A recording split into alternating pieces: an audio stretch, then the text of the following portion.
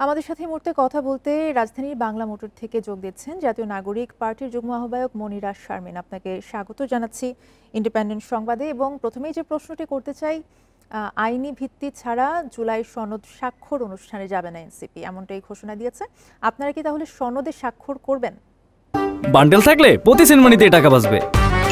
বিকাশ send money bundle কিনে জিতুন প্রতি লেনদেনে। ধন্যবাদ। দেখুন, আমরা যেটি বলেছি সেটি হচ্ছে জুলাই সনদের আইনি ভিত্তি নিয়ে তো আসলে আমাদের বহুদিন ধরেই আমরা বলছি যে আইনি ভিত্তি হতে হবে, না হলে এটি একটা জাস্ট খেলো একটা বিষয় হবে। সেটা আমরা বলছি যে সেই আমরা যদি বলি যে 90-এর 3 জোটের রূপরেখার মতোই একটা কমিটমেন্ট হবে, যেটার আসলে কোনো বাস্তবায়ন হবে না। সুতরাং আইনি ভিত্তি ছাড়া আমরা বলেছি যে আমরা জুলাই সনদ স্বাক্ষর করব না। সুতরাং এখন পর্যন্ত দলীয় অবস্থান আমাদের সেরকমই, আমরা স্বাক্ষর করব না। এবং আমাদের তো আজকে সংবাদ সম্মেলনের মাধ্যমে আমরা তো আজকে আমাদের 3টি দাবি জানিয়েছি, আপনারা জানেন।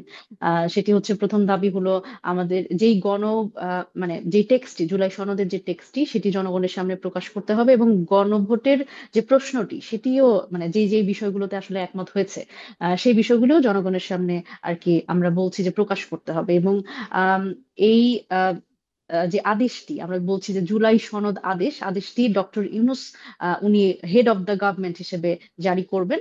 এবং তৃতীয়ত আমরা যেটা বলছি সেটা হচ্ছে আহ এই যে নোট অফ ডিসেন্ট নিয়ে আমরা এতদিন ধরে কথা বলছি, বিএনপির বড় দল হিসেবে বিএনপির পক্ষ থেকে একটা বড় ধরনের নোট অফ ডিসেন্ট আছে এই পুরো ঐকমত্য সংস্কার প্রক্রিয়াতে আর কি। তো সেই জায়গাতে আমরা বলছি যে এই নোট অফ ডিসেন্ট আসলে থাকবে না। যদি আসলে গণভোটে এটি যদি পাবলিক ম্যান্ডেট পেয়ে যায় তাহলে নোট অফ ডিসেন্ট থাকবে না, এবং যেই সংসদটি নির্বাচিত সংসদটি হবে সেটিকে আমরা যেই দ্বৈত একটি ক্ষমতা দিচ্ছি, কনস্টিটিউশনাল পাওয়ার, সেটি দিয়ে তারা আসলে যেই সংবিধানের যেই বেসিক স্ট্রাকচারে যেই ধরনের সংস্কারগুলো প্রয়োজন সেগুলো তারা করতে পারবেন। সুতরাং এই 3টি দাবি সামনে রেখে আসলে এনসিপি সামনের দিনগুলোতে এগিয়ে যাবে। এবং সেই জায়গা থেকে এখন পর্যন্ত তো আমরা এই দাবির পক্ষে কোনো ধরনের আশ্বাস বা কিছুই পাইনি।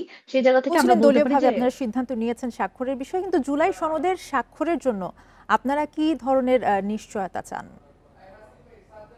এই যে এটাই বললাম আর কি, যে যেখানে দেখেন কোনো এটি তো আমরা বলছি একটা লিগাল ডকুমেন্ট হতে হবে, এটি আইনি ভিত্তি ছাড়া এটি আসলে সম্ভব নয়। এবং এরকম ধরেন আইনি ভিত্তি কখন হবে, যখন একটি আদেশের মাধ্যমে, এবং আমরা ওটা বলছি যে সেটি ডক্টর মোহাম্মদ ইউনূস যেহেতু উনি এই গণ অভ্যুত্থানের ম্যান্ডেট নিয়ে সরকার গঠন করেছেন, সেই জায়গা থেকে তিনি যখন আসলে এটি আদেশ আকারে যখন আসবে এবং তিনি সেটাকে সাইন করবেন, সেটি একটি লিগাল ডকুমেন্ট হবে। সুতরাং এখন পর্যন্ত আমরা যেটা দেখতে পাচ্ছি আগামী কালের যে অনুষ্ঠান, সেটিতে তো আসলে এটি আইনি ভিত্তি সম্পর্কিত কোনো কথা এখনো বলেনি। ভিত্তির কথা বলছেন, এর পাশাপাশি একটা বিষয় জানতে চাইবো যে জুলাই সনদে কি কোনো ধরনের অস্পষ্টতা রয়েছে কিনা? এই যে যেটা বললাম যে নোট অফ ডিসেন্টের বিষয়ে আসলে এখন পর্যন্ত কিন্তু কোনো ঐকমত্যে আসেনি দলগুলো। এবং গণভোটের যে কথাটি এসছে সেটিরও সময় নিয়ে এখনো কিন্তু অস্পষ্টতা আছে। আহ, কিছু দল আমরা বলছি, এবং আমাদের সহ কিছু দল বলছে যে গণভোটটি আগে হতে হবে। কেন আগে হতে হবে সেটির পক্ষে আমরা যুক্তি বলেছি, এবং আরো কিছু দল তারা বলছেন যে সেটি নির্বাচনের দিন হতে হবে। সুতরাং এই অস্পষ্টতা গুলো আসলে ক্লিয়ার না করে কিভাবে আসলে আমরা স্বাক্ষর করব? এবং এই যেই রাজনৈতিক দলগুলোই কিন্তু আসলে সারা বাংলাদেশের সব জনগণের কিন্তু প্রতিনিধি না। এছাড়াও তো মানে মানুষের তো একটা ম্যান্ডেট আছে, মানুষের কথা আছে, মানুষের বিবেচনা আছে। সুতরাং আপনি গণভোটের কথা বলছেন, এই সনদটি গণভোটে যাবে, সেখানে অবশ্যই সাধারণ মানুষের এটি জানার অধিকার আছে যে এই সনদে আসলে কি কি থাকছে। সুতরাং এটি জনগণের সামনে প্রকাশ না তো করে কোনোভাবে বাংলাদেশের আসলে কমিউনিস্ট পার্টি, সিপিবি সহ আরো 4 দলও জুলাই সনদে স্বাক্ষর করবে না বলে জানিয়েছেন। কি বলবেন এই বিষয়ে? এটি তাদের দলীয় সিদ্ধান্ত। তারা তাদের জায়গা থেকে বিশ্লেষণও করেছেন যে কোন কোন জায়গাতে আসলে তারা দ্বিমত পোষণ করছেন। সেই জায়গা থেকে তাদের দলীয় সিদ্ধান্ত তারা স্পষ্ট করেছেন।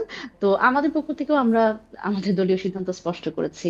তো এটি আসলে সত্যিকার অর্থে আমার মনে হয় যে সরকারের পক্ষ থেকে এবং ঐকমত্য কমিশনের পক্ষ থেকে এক ধরনের একটু, আমি যদি বলি যে আপার হ্যান্ড নিয়ে আসলে তাদের সব রাজনৈতিক দলগুলোর সাথে কথা বলে তাদের আসলে এক ধরনের কনসেনসাসে আসতে হবে। এবং আহ, আমি মনে করি যে অন্তর্বর্তীকালীন সরকার, ডক্টর মোহাম্মদ ইউনূস যিনি প্রধান, তিনি এই বিষয়ে একটু সিদ্ধান্ত, ওনার আপার হ্যান্ডের গিয়ে একটু স্ট্রং সিদ্ধান্ত নেওয়া প্রয়োজন বলে আমি মনে করি।